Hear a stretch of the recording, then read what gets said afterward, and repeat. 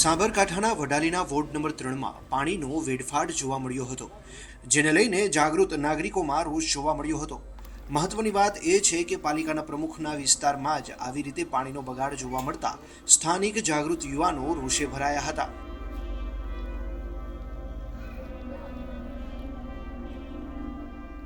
હજારો લીટર પીવાના પાણીનો વેડફાટ થતાં કંઈક આગવી રીતે વિરોધ નોંધાવ્યો હતો।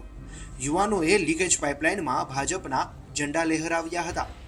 છેલ્લા ઘણા સમયથી પાણીની સમસ્યાનો લોકો ભોગ બની રહ્યા છે, ત્યારે આ રીતે પાણીનો વેડફાટને લઈને વિરોધ નોંધાવ્યો હતો।